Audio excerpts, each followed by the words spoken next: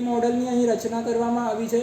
સમેત શિખરજી એટલે જૈનોની એ પાવન ભૂમિ જ્યાં હમણાં 24 તીર્થંકરોમાંથી 20 તીર્થંકરોની નિર્વાણ ભૂમિ છે. અને ઇતિહાસમાં આ તીર્થની રક્ષા માટે પવિત્રતા જળવાઈ રહે તે માટે જૈન સમાજે કઈ રીતે ઝુંબેશો કરી છે એનું અહીં આપણે વિવરણ જોઈએ. તો હીર સુરેશ્વરજી મહારાજાએ અકબર બાદશાહને પ્રભાવિત કરી એમના પાસેથી એક ફરમાન મેળવેલું જે તીર્થની રક્ષા સમેત શિખરજી તીર્થની રક્ષા માટે મહત્વપૂર્ણ રહેલું.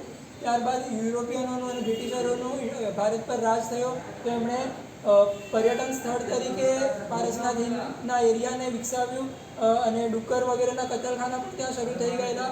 તો જૈન સમાજે એનો ઉગ્ર વિરોધ નોંધાવેલો અને લંડનની પ્રિવી કાઉન્સિલ સુધી જઈ આપણે ત્યાં એપ્લિકેશન અને ફાઇટ કરી છે. એના માટે હમણાં રિસેન્ટ 1953માં ઝારખંડ સરકાર દ્વારા એક નોટિફિકેશન બહાર પાડી તીર્થને આંચકી લેવા જેવો પ્રયાસ એક કરવામાં આવ્યો જેના ખિલાફ પણ જૈન સમાજે ઉગ્ર વિરોધ કર્યો અને સાવિકા દર્શનાબાઈને સળંગ 2778 અઠ્ઠમ તપની આરાધના તીર્થ રક્ષા માટે કરી છે.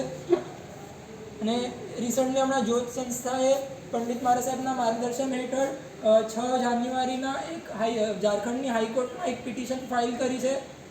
કારણ કે હમણાં પણ તીર્થસ્થાન પર પવિત્રતાને જોખમાય એવી પ્રવૃત્તિઓ થઈ રહી હતી અને હમણાં એક અઠવાડિયા પહેલાં જ 2 મેના ઝારખંડ હાઈકોર્ટનો વચગાળાનો એક ચુકાદો પણ આવ્યો છે.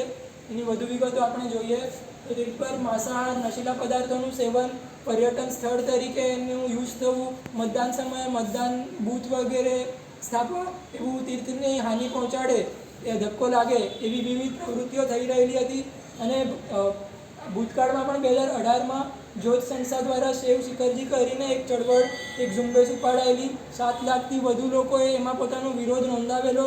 અને આ બધા તથ્યોને જોઈ ઝારખંડ હાઈકોર્ટે હમણાં એક વચગાળાનો ચુકાદો આપ્યો છે જેમાં માંસાહાર શરાબ કે બીજી જે પણ ન થવા જેવી પ્રવૃત્તિઓ પર ઝારખંડની સરકાર રોક લગાવે એવો એમાં આદેશ આપવામાં આવ્યો છે. આપણે જોઈએ તો ઇલીગલ માઇનિંગ તીર્થના પરિસરમાં થઈ રહી હતી.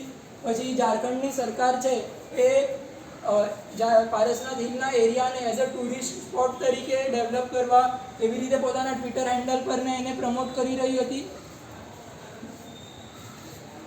ઇલેક્શન વખતે પોલિંગ બૂથ જેવી રીતે પારસનાથ હિલના એરિયાનો યુઝ કરવામાં આવતો.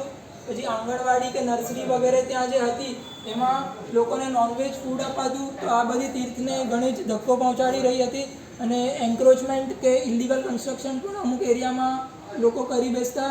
આ બધા પુરાવાઓ આપણે રજૂ કરી અને કોર્ટ પાસેથી હમણાં વચગાળાનો ફેવરેબલ એન્ટ્રી ઓર્ડર મળ્યો છે.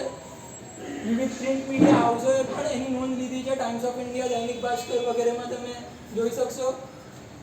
અને આ રીતે ભવિષ્યમાં પણ તીર્થ રક્ષા માટે કોઈ પણ ચળવળો કે હાકલ પડે તો આપણે સૌ જઈને એક થઈ વિરોધ નોંધાવીએ અને તીર્થ રક્ષાની આપણી ફરજ ચૂકીએ નહીં અને ગિરિરાજની આપણને જે વારસો મળ્યો છે એની રક્ષા કરીએ.